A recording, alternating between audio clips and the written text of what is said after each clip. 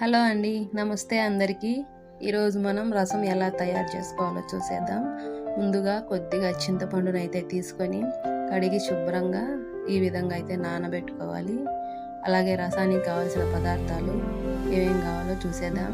కొద్దిగా జీలకర్ర, మిరియాలు, కొంచెం మెంతులు, కొంచెం తెల్లగడ్డ, కొంచెం కరివేపాకండి. వీటన్నింటినీ కలిపి ఒక మిక్సీ గిన్నెలోకైతే వేసుకోవాలి. అదేవిధంగా మనం నానబెట్టుకున్న చింతపండుని, అలాగే కొద్దిగా కరివేపాకుని, అలాగే ఒక టమోటోని ఈ విధంగా ముక్కలుగా అయితే కట్ చేసుకొని వేసుకోవాలి. అలాగే కొద్దిగా పసుపును కూడా యాడ్ చేసుకోవాలి. వీటన్నింటినీ కలిపి ఈ విధంగా మెత్తగా మిక్సీ అయితే పట్టించుకోవాలి. ముందుగా స్టవ్ మీద ఒక గిన్నెనైతే పెట్టుకొని దానిలో కొద్దిగా ఆయిల్ వేసి, ఆయిల్ బాగా హీట్ అయిన తర్వాత కొంచెం పోపు దినుసులు అయితే వేయాలండి. పోపు దినుసులు అలాగే వేగిన తర్వాత కొంచెం ఎండుమిరపకాయలు, ఒకటి కానీ రెండు కానీ మనకు రుచికి సరిపడా ఎండుమిరపకాయలు వేసి కొద్దిసేపు బాగా వేగనివ్వాలి.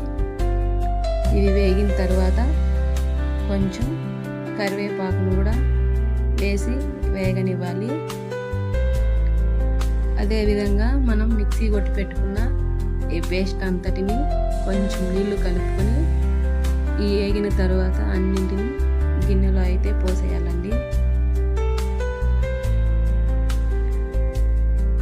తర్వాత రుచికి సరిపడా సాల్ట్ను అయితే మనం వేసుకొని ఇంకా కొద్దిగా నీళ్ళు అయితే యాడ్ చేసుకోవాలి.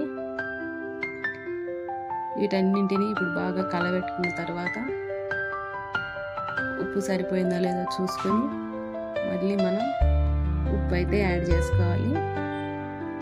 కొద్దిసేపు వీటన్నింటినీ ఉడికిన తర్వాత కొంచెం కొత్తిమీర కూడా అయితే వేసుకోవాలి. అంతేనండి, చాలా సింపుల్గా ఈజీగా రసం అయితే ఈ విధంగా తయారైపోతుంది. అంతేనండి, స్టవ్ ఆఫ్ చేసి రసం అయితే తయారైపోతుందండి. మీకు నచ్చితే మన ఛానల్ని సబ్స్క్రైబ్ చేయండి, లైక్